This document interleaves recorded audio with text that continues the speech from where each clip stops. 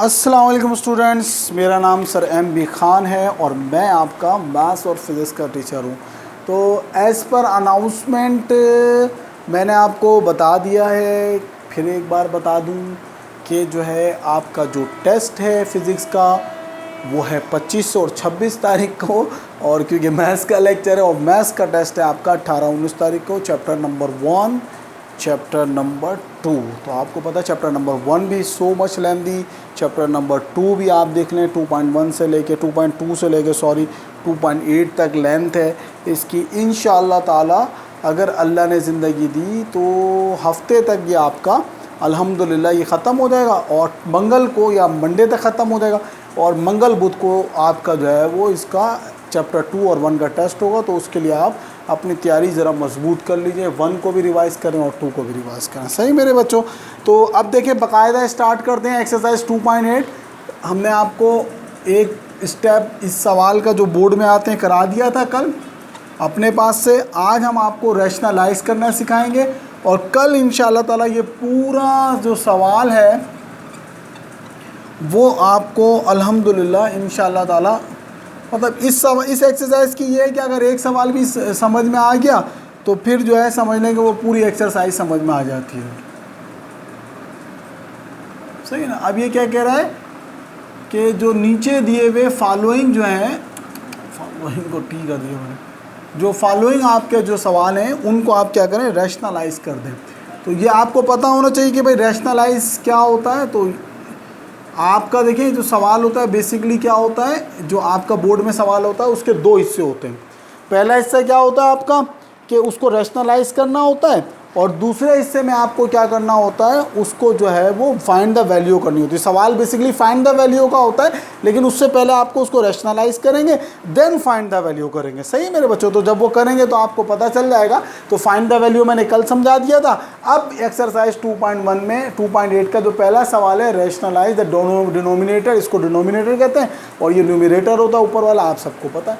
तो कैसे करते हैं, 1/2 प्लस √3। सबसे पहले हम लिखेंगे इसको वी हैव करके। वी हैव हमें क्या दिया हुआ है, हमें दिया हुआ है 1/2 प्लस √3। सही, क्या दिया हुआ है, 1 अपॉन। अब हम लिखेंगे बाय रैशनलाइजिंग, बाय रैशनलाइजिंग। अब रैशनलाइजिंग में क्या करते हैं, देखिए ये वाली जो टर्म है ये वैसी आ जाती है, मल्टीप्लाई करते हैं इस टर्म में जो 2 कंपोनेंट होते हैं 2 और √3 है, इसको ऊपर भी लिख देंगे 2 और √3 को, नीचे भी लिख देंगे 2 और √3। सही, दोनों को ऊपर नीचे लिख देते हैं। अब अगर इधर प्लस है तो इधर क्या लगा दोगे, माइनस लगा दोगे। अगर इधर माइनस होता तो क्या करते, प्लस लगा देते। तो समझ में आए, ये कहलाता है, ये जो अमल मैंने किया है किसी भी डिनोमिनेटर को उससे ही डिवाइड करके, मतलब जो डिनोमिनेटर होता है उससे मल्टीप्लाई भी कर दो, डिवाइड भी कर दो, तो ये जो पूरा प्रोसेस होता है ये कहलाता है रैशनलाइजिंग। ये मैंने रैशनलाइज कर दिया। अब इसको सिंपल मैथमेटिक्स के उसूलों के तहत सॉल्व कर देंगे। ऊपर वाले आपस में मल्टीप्लाई हो देंगे, 1 × 2 माइनस √3, और क्योंकि ये क्या है 2 टर्म है तो इसलिए ब्रैकेट में आएगा। इसी तरह 2 प्लस √3 और 2 माइनस √3, इन दोनों को भी ब्रैकेट में कर दिया। अभी तक मैंने कुछ किया नहीं है, सिर्फ ब्रैकेट में लिखा। तो अब आपको पता है एक फार्मूला होता है भाई a + b और a - b बराबर होता है किसके, a² - b² के। याद है ना ये फार्मूला, कि भाई अगर कोई भी टर्म इस पैटर्न पे लिखी होंगी, 2 टर्म a + b और a - b, तो उसकी जगह हम क्या करते हैं, पहली टर्म का स्क्वायर और दूसरी टर्म का स्क्वायर, तो ताकि जो है वो 4 दफ़ा ना लिखने पड़े, 2 दफ़ा में ही काम हो जाए। तो देखिए 2 माइनस √3 बन जा, 2 माइनस √3 होगा। अब यहाँ पर a की जगह पे क्या लिखा हुआ है, 2 लिखा हुआ है, तो क्या हो गया 2 का स्क्वायर माइनस b की जगह पे क्या लिखा हुआ है, √3, तो √3 का स्क्वायर लिख दिया। समझ में आ रही है बात बेटा, कि क्या किया, a + b, a - b की जगह a² - b² लिख दिया। 2 प्लस √3, 2 माइनस √3 की जगह क्या लिख दिया, 2² माइनस √3 का स्क्वायर लिख दिया। सही, तो कितना हो गया अभी आपका ये 2 माइनस √3 ऊपर ही रहा, और 2 2 ज़ा 4 हो गया, और स्क्वायर से रूट हमेशा क्या होता है, कैंसिल हो गया। तो क्या बचा, 2 माइनस √3, 4 में से 3 गए 1, तो 2 माइनस √3 इसका क्या हो गया, आंसर हो गया आफ्टर द रैशनलाइजिंग।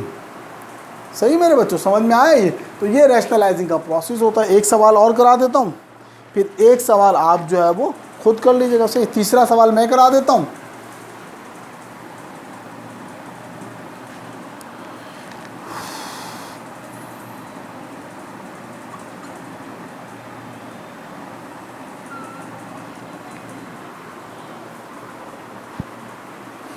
दूसरा सवाल आप कर लीजिएगा, फिर कल इंशाल्लाह तबारक तआला इसको जो है वो हल कर देंगे।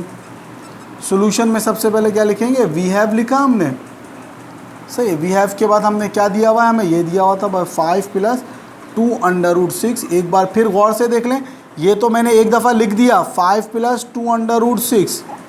देखें, ये तो मैंने एक दफ़ा लिख दिया। अब क्या करूँगा? इन दोनों कंपोनेंट की जो टर्म है, दोनों कंपोनेंट या दोनों टर्म को ऊपर भी लिख दूंगा और अपॉन डाल के नीचे भी लिख दूंगा। अगर यहाँ प्लस है तो यहाँ क्या आएगा? माइनस आएगा, और अगर यहाँ माइनस होता तो क्या हो जाता? प्लस हो जाता। फिर ऊपर वाले ऊपर से, नीचे वाले नीचे से मल्टीप्लाई होगा।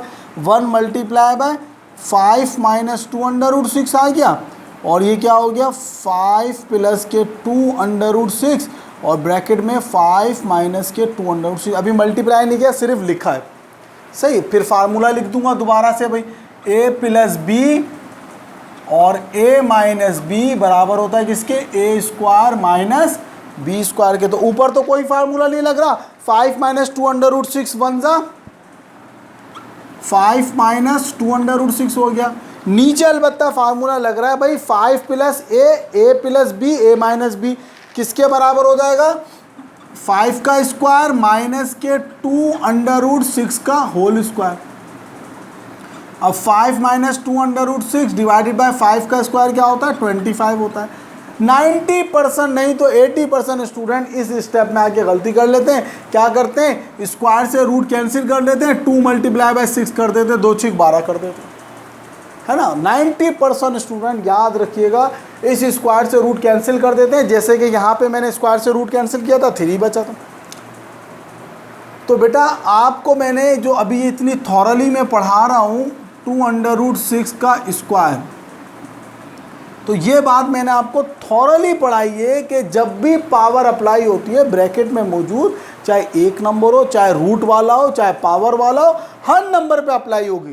तो ये क्या हो जाएगा? 2 की पावर 2 और √6 की पावर 2। तो इस स्टेप में यहाँ पे मैं इसको स्टार बना देता हूँ कि इस स्टेप में आप गलती करते हैं, गलती नहीं करेंगे। तो कितना हो गया आपका? 5 - 2√6 हो गया। अब ये 25 वैसे ही आ गया आपका, माइनस 2 × 2 = 4। अब कटेगा, स्क्वायर से रूट कैंसिल हो गया, 6 आ गया। 5 - 2√6 हो गया, 25 वैसे ही आ गया। 4 × 6 कितने होते हैं? 4 × 6 = 24। तो कितना हो गया? 5 - 2√6 और 25 में से 24 गए, 1 बचा आपका। तो 1 किसी भी चीज़ से डिवाइड होता है तो उस चीज़ के ऊपर कोई फ़र्क नहीं पड़ता। सही मेरे बच्चों, तो ये मैंने आपको आज अल्लाह के फजल करम से एक्सरसाइज 2.8 के शुरू करा दिए, और इसका पहला और तीसरा सवाल मैंने कराया है। पहले का पहला और तीसरा, दूसरा सवाल आपका जो है वो इसका होमवर्क है। कल से इंशाल्लाह, बल्कि कल पॉसिबल यही कि कल ही एक्सरसाइज ख़त्म हो गई। कल थोड़ा 25 मिनट का 30 मिनट का लेक्चर बना लेंगे, सही है ना, ताकि ये एक्सरसाइज से हमारी, या हफ्ते के दिन ख़त्म कर देंगे। 2 स्टेप में चलें, कर लेते हैं। हाँ, 2 स्टेप में कर लेंगे, हफ्ते तक इंशाल्लाह ताला ये एक्सरसाइज ख़त्म कर लेंगे। तो आपके पास इतवार का भी दिन होगा, और फिर आपके पास क्या कहते हैं पीर का भी दिन होगा। मंगल को 18 है, नहीं 16, 15 16 है मंगल को, नहीं पीर को 16 है, मंगल को 17 है। तो 17 या 18 तारीख को जिस तरह से एक्सरसाइज ख़त्म होगी इंशाल्लाह हम आपका टेस्ट कंडक्ट कर लेंगे। तो उम्मीद है मुझे कि आपको ये बहुत ही आसान है। रैशनलाइज, अगर आपके फाइंड द वैल्यू कल वाले और रैशनलाइज वाले समझ में आ गए तो वो सवाल में ये 2 ही पार्ट हैं जो अब हम कल करने जाएंगे सवाल, उसमें जो बोर्ड में आते हैं उसमें ये 2 पार्ट हैं। पहला पार्ट ये, दूसरे पार्ट में हम फाइंड द वैल्यू मालूम कर लेते हैं। सही मेरे बच्चों, तो मुझे उम्मीद है कि आपको अच्छी तरह समझ में आया होगा। अपना बहुत ज़्यादा ख्याल रखिएगा। अल्लाह हाफिज़। मैं इसको थोड़ा सा जूम भी कर देता हूँ।